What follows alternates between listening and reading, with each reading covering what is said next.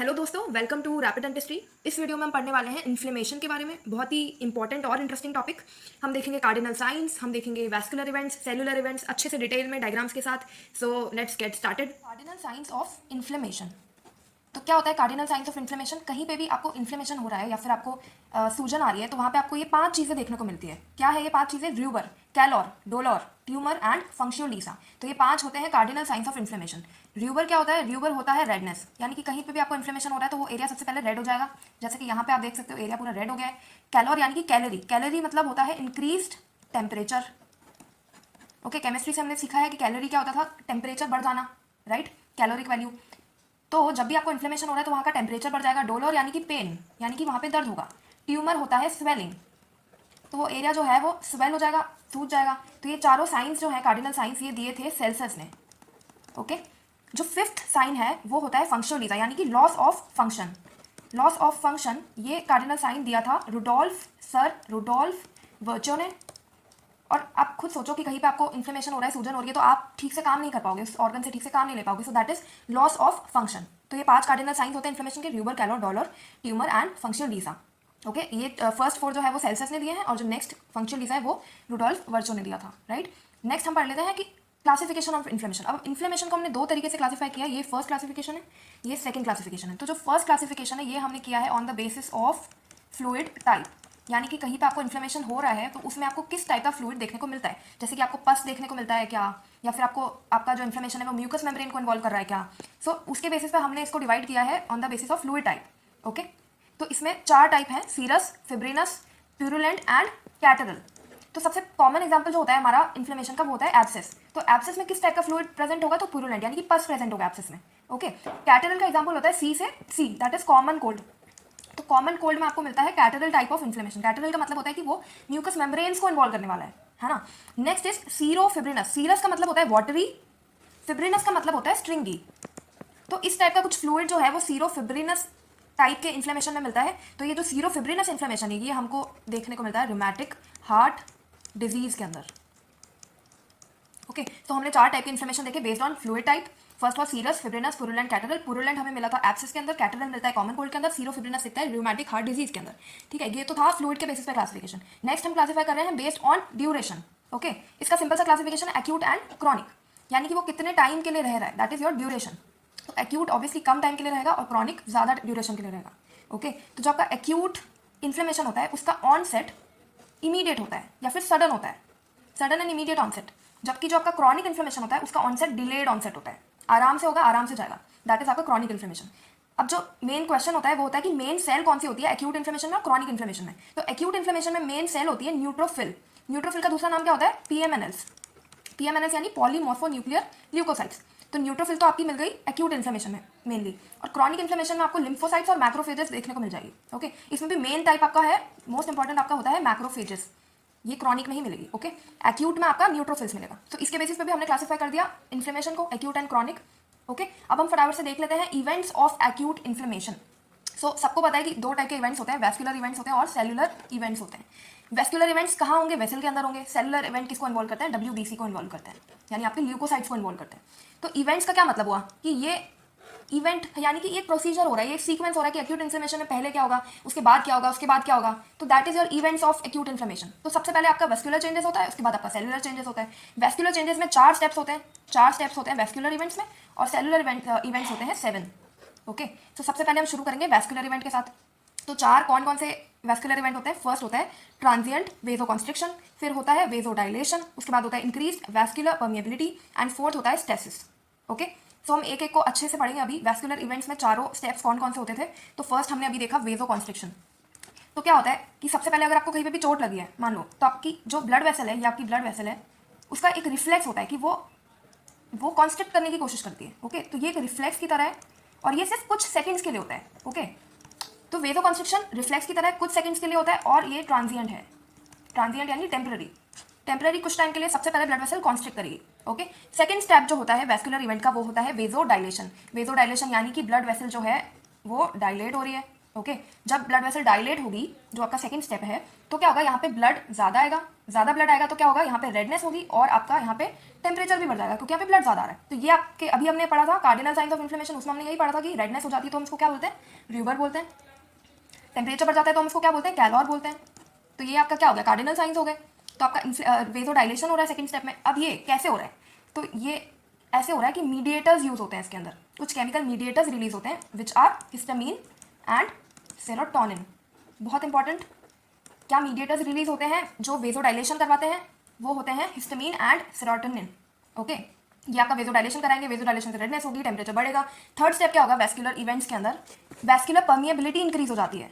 इसका क्या मतलब है कि दो सेल है, ये जो सेल है यानी ब्लड वेसल की सेल्स हैं, ब्लड वेसल्स की सेल्स को हम बोलते हैं एंडोथेलियल सेल्स, इनके बीच में गैप आ रहा है। ओके, गैप आएगा तो क्या होगा, परमिएबिलिटी इंक्रीज हो जाएगी, यानी कि जो अंदर यहाँ पे प्लाज्मा था वो बाहर आ जाएगा क्योंकि यहाँ पे इंक्रीज हो रही है, दोनों सेल्स के बीच में गैप इंक्रीज हो रहा है, परमिएबिलिटी इंक्रीज हो रही है। तो ये जो बाहर आ रहा है प्लाज्मा प्रोटीन्स, प्लाज्मा WBC, ये सब मिलकर बाहर आ रहे हैं, इसको हम बोलते हैं एक्सुडेट। ओके, ट्रांसुडेट में प्रोटीन्स इतने नहीं होते, एक्सुडेट में प्रोटीन्स होते हैं, तो इसलिए हम इसको एक्सुडेट बोलते हैं। तो अभी हम पढ़ने वाले हैं आगे जाके कि वैस्कुलर परमिएबिलिटी कैसे इंक्रीज होगी। ठीक है, अभी तो हमने देख लिया कि हाँ इंक्रीज होती है, तो इसके कुछ मैकेनिज्म होते हैं कि ये कैसे इंक्रीज होगी, जो भी हम जस्ट देखने वाले हैं ना मिनट।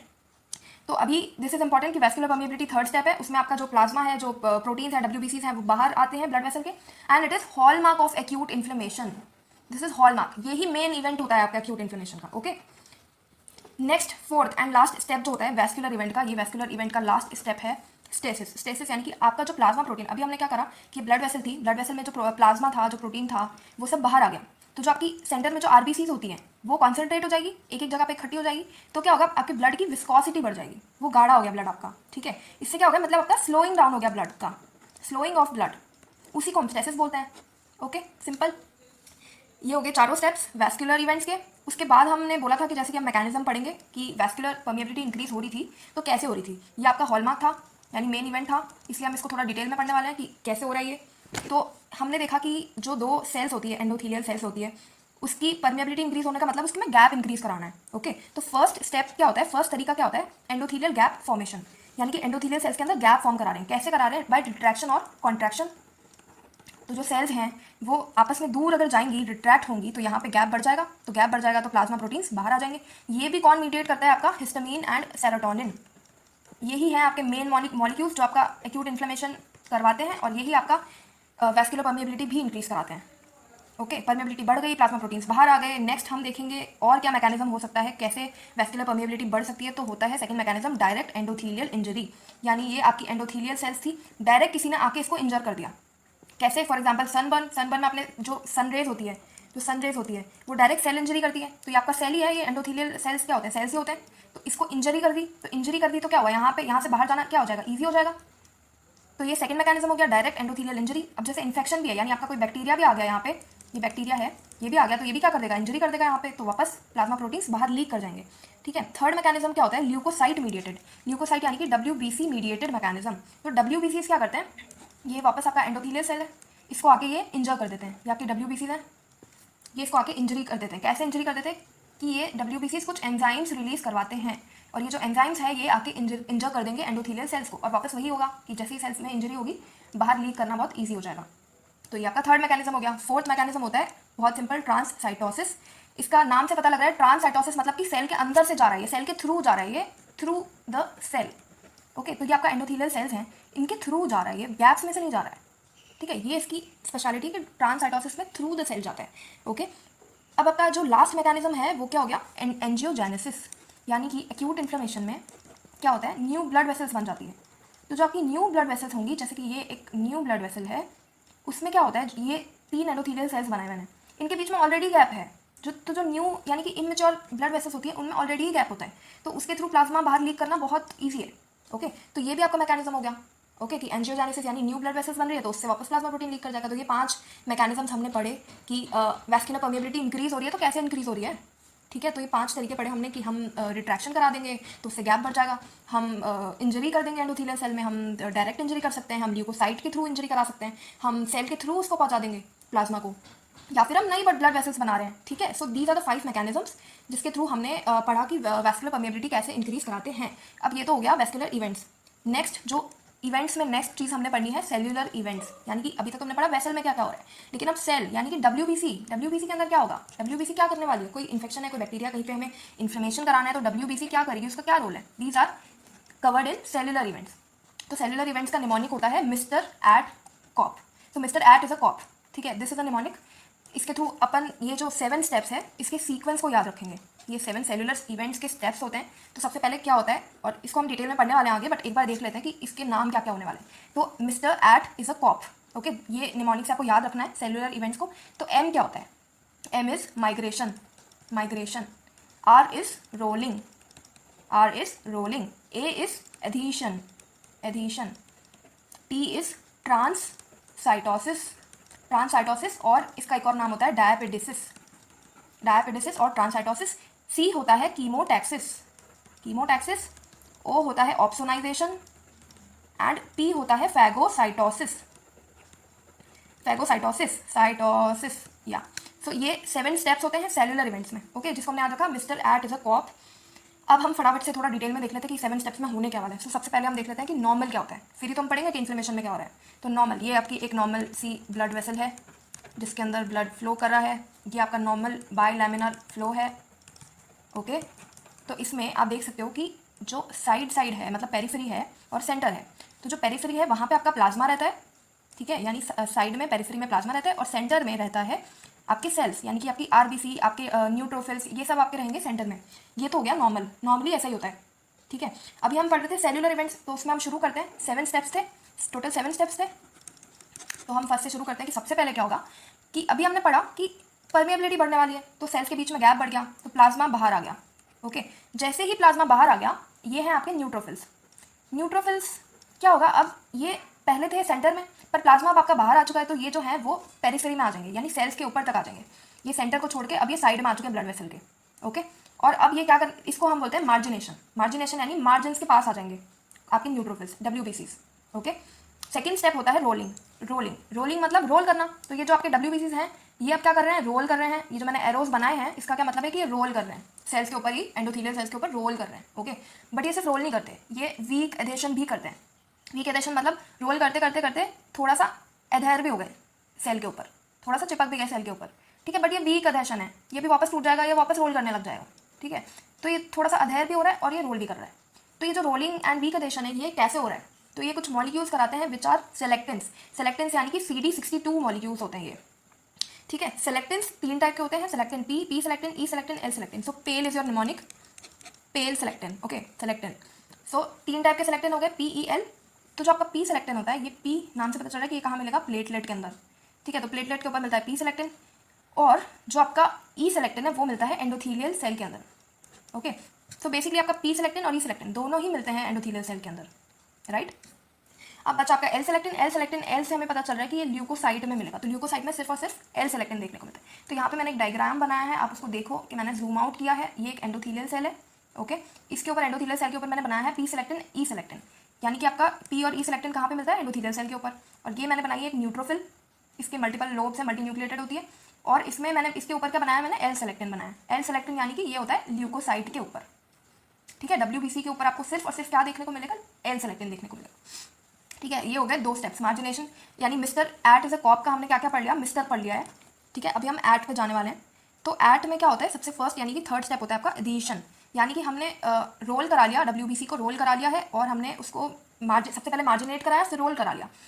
रोल कराने के बाद अब वो कभी ना कभी तो एडहेर होगी ना, जैसे आपकी ब्लड वेसल है। अब जो डब्ल्यूबीसी है वो किसी एक सेल के ऊपर अच्छे से एडहेर हो जाएगी, अभी आगे रोल नहीं करेगी, ये यहीं पे एडहेर हो चुकी है, उसको हम बोलते हैं एडहीशन, ठीक है। ये कौन मीडिएट करता है, it is mediated by again your integrins. तो अभी हमने क्या पढ़ा था, हमने रोलिंग में क्या पढ़ा था कि रोलिंग कौन कराता है, सेलेक्टेंस। तो एडिशन कौन कराएगा, इंटेग्रिन्स। दिस इज वेरी इंपॉर्टेंट कि इंटेग्रिन्स कराते हैं एडिशन। तो इंटेग्रिन्स वापस 2 टाइप के होते हैं, बीटा 1 एंड बीटा 2। ये दोनों आपके इंटेग्रिन्स कहाँ पे प्रेजेंट होंगे, आपके डब्ल्यूबीसी के ऊपर प्रेजेंट होंगे। और ये आपका जो एंडोथीलियल सेल है उसके ऊपर हमने बनाए हैं रिसेप्टर्स। तो ये 2 रिसेप्टर्स हैं इंटेग्रिन्स के लिए। ये रिसेप्टर्स कौन कौन से, VCAM and ICAM. तो वी कैम स्पेशली होता है बीटा 1 के लिए, और आई कैम होता है बीटा 2 के लिए, ओके। तो ये थोड़ा सा डिटेल में था, बट इन केस आपको ये नहीं पढ़ना तो ठीक है, it's okay. So by integrins adhesion करवाया हमने। ओके, सो ये आपका WBC था, ये प्रॉपर आके अधीयर हो चुका है एंडोथेलियल सेल के साथ by with the help of integrins. ये था थर्ड स्टेप। फोर्थ स्टेप पे चलते हैं कि आपकी जो WBC है वो रोल कर चुकी है, वो अधेयर हो चुकी है, वो मार्जिनेट सबसे पहले कर चुकी है। उसके बाद वो क्या करेगी, ट्रांससाइटोसिस करेगी। ट्रांससाइटोसिस वापस नाम से पता चल रहा है कि ये सेल के थ्रू जा रही है, बाहर जाने वाली है ये। तो ये ब्लड वेसल है, ब्लड वेसल के बाहर जाने वाली है। इसका दूसरा नाम होता है डायपिडेसिस। डायपिडेसिस अब ये कौन कराता है, तो ये वापस कुछ मॉलिक्यूल्स हैं, PCAM और CD31। अब ये जो CD मार्कर्स होते हैं बहुत इंपॉर्टेंट होते हैं एग्जाम पॉइंट ऑफ व्यू से, so try to remember if you can. तो PCAM एंड CD31 आपका ट्रांससाइटोसिस या फिर डायपिडेसिस करवाता है। पर ये कैसे होगा, अगर हमें बाहर निकलना है ब्लड वेसल के तो हमें बेसमेंट मेम्ब्रेन को ब्रेक करना पड़ेगा। बेसमेंट मेम्ब्रेन को ब्रेक करने के लिए हम यूज़ करते हैं मैट्रिक्स मेटालोप्रोटीनेजेस का। ओके, सो ये वापस कुछ मॉलिक्यूल्स होते हैं, क्या होते हैं ये, मैट्रिक्स मेटालोप्रोटीनेजेस। सो मैट्रिक्स मेटालोप्रोटीनेजेस, ये आपका कौन सा मेटल यूज़ करते हैं, तो ये आपका जिंक यूज़ करते हैं। ओके, ये आपका हेल्प करेंगे बेसमेंट मेम्ब्रेन को ब्रेक डाउन करने में। जैसे ही ब्रेक डाउन होगी मेम्ब्रेन, आपकी जो सेल है वो बाहर आ जाएगी। आपका जो प्लाज्मा है वो तो बाहर आ चुका है ऑलरेडी, सेल भी बाहर आ जाएगी। ओके, ये हो गया डायपिडेसिस। अब सेलुलर इवेंट में हम पहुंच चुके हैं, हमने मिस्टर देख लिया, हमने एट देख लिया, अब हम कॉप पे जा रहे हैं। तो हमारा सी क्या है, कीमोटैक्सिस। कीमोटैक्सिस यानी टैक्सी की तरह। टैक्सी क्या करवाती है, एक जगह से दूसरी जगह पे ले जाएगी आपको। तो ये जो WBC है ये बाहर आ चुकी है, अभी हमने इसको बाहर भेज दिया है, ट्रांससाइटोसिस करा दिया। अब इसको टैक्सी लेके बैक्टीरिया के पास जाना है, ठीक है। तो ये बैक्टीरिया के पास जाती है कैसे, टैक्सी लेके। तो इसकी खास बात यह है कि ये यूनिडायरेक्शनल है, क्योंकि टैक्सी आपकी एक ही डायरेक्शन में जा रही है ना, वापस उल्टी तो नहीं आ सकती, वापस रिवर्स बैक तो नहीं हो सकता। तो ये यूनिडायरेक्शनल मूवमेंट होता है। कौन मूवमेंट कर रहा है, WBC। तो unidirectional movement of WBC towards bacteria. अब ये टैक्सी में बैठ के बैक्टीरिया के पास जा क्यों रही है और कैसे जा रही है, तो इसके लिए कुछ केमिकल्स होते हैं, कुछ एजेंट्स होते हैं जिनको हम बोलते हैं कीमोटैक्टिक एजेंट्स। ये जो है उसको WBC को अट्रैक्ट कर रहे हैं कि आओ भाई बैक्टीरिया के पास आओ। तो फर्स्ट चीज़ है बैक्टीरिया प्रोडक्ट्स, यानी खुद बैक्टीरिया ही कुछ चीज़ें रिलीज कर देता है कि WBC अट्रैक्ट हो जाती है। इसके अलावा क्या है, निमोनिक है इसका किल। तो बैक्टीरिया प्रोडक्ट्स जो होते हैं वो किल कर रहे हैं, ऐसा आप याद रख सकते हो। तो किल में K नहीं है, C है, ये आपको याद रखना है। ओके, सो C इज, ये आपका C5A होता है। C5A क्या है, कॉम्प्लीमेंट है, कॉम्प्लीमेंट प्रोटीन है। ओके, सो ये जो है कॉम्प्लीमेंट प्रोटीन, ये आपका हेल्प कर रहा है WBC को बैक्टीरिया के पास ले जाने में। इसके अलावा इंटरल्यूकिन 8 एंड ल्यूकोट्राइन B4 ये भी हेल्प करते हैं एज एन कीमोटैक्टिक एजेंट्स, ये भी बैक्टीरिया के पास ले जाने में हेल्प करते हैं WBC को। सो ये क्या था, कीमोटैक्सिस। कीमोटैक्सिस क्या होता है, टैक्सी में बैठ के जा रही है WBC बैक्टीरिया के पास। ये जो होता है यूनिडायरेक्शनल होता है, एक ही डायरेक्शन में हो सकता है। और कुछ एजेंट्स जो हैं वो ये टैक्सी का काम करते हैं, वो होते हैं bacteria products and kill. Okay, तो ये हो गया फिफ्थ स्टेप।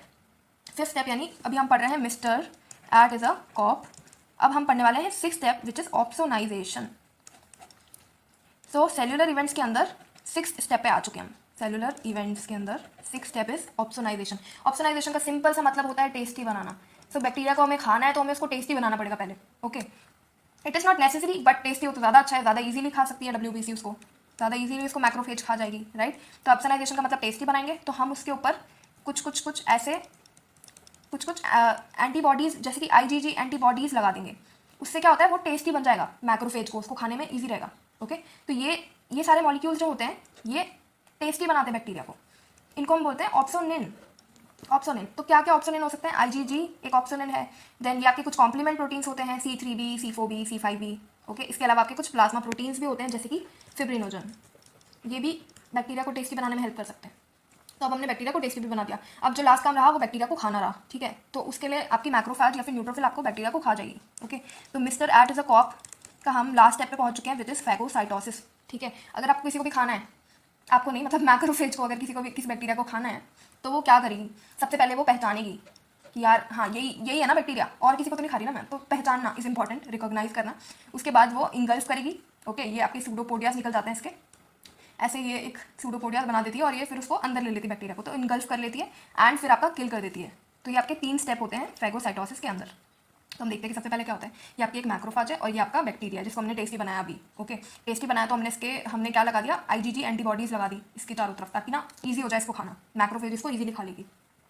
सेकंड स्टेप, ये अब इसने रिकॉग्नाइज कैसे किया मैक्रोफेज ने, इसके पास एक रिसेप्टर होता है जिससे आप IgG को रिकॉग्नाइज कर लोगे। ओके, ये रिसेप्टर क्या करेगी, एंटीबॉडी को रिकॉग्नाइज कर लेगी, पहचान लेगी। सेकंड स्टेप में इनगल्फमेंट, तो ये मैंने आपको बोला कि सूडोपोडिया निकल जाते हैं, तो ये सूडोपोडिया है मैक्रोफेजेस के, ये क्या कर रहे हैं बैक्टीरिया को बैक्टीरिया को इंगल्फ करने की कोशिश करें, अपने अंदर लेने की कोशिश करें, राइट। थर्ड स्टेप होता है किलिंग। किलिंग में क्या होता है कि ये आपकी मैक्रोफेज है, बैक्टीरिया आपने अंदर ले लिया। अब ये येलो कलर का क्या है, ये है लाइसोसोम। अब हमें किल करना है तो हम कैसे किल करेंगे, तो हम लाइसोसोम और ये जो बैक्टीरिया इसका फ्यूजन करा देंगे, सॉरी लाइसोसोम, हाँ लाइसोसोम एंड बैक्टीरिया के जो फ्रेगमेंट्स उसका फ्यूजन करा देंगे, तो क्या बन जाएगा, फैगो लाइसोसोम बन जाएगा। ओके, अब जो लाइसोसोम के एंजाइम्स है वो खत्म कर देंगे, इसको किल कर देंगे बैक्टीरिया को। अब ये जो किलिंग होती है ये ऑक्सीजन डिपेंडेंट भी हो सकती है, ऑक्सीजन इंडिपेंडेंट भी हो सकती है, बट मेनली कौन सी होती है, ऑक्सीजन डिपेंडेंट होती है। मेनली आपकी ऑक्सीजन डिपेंडेंट होती है, वो मोस्ट पोटेंट होती है। ओके, अगर आपके कोई भी क्वेश्चंस या डाउट्स है तो कमेंट बिलो, वीडियो अच्छी लगी तो लाइक करो and subscribe to the channel rapid dentistry. Thank you.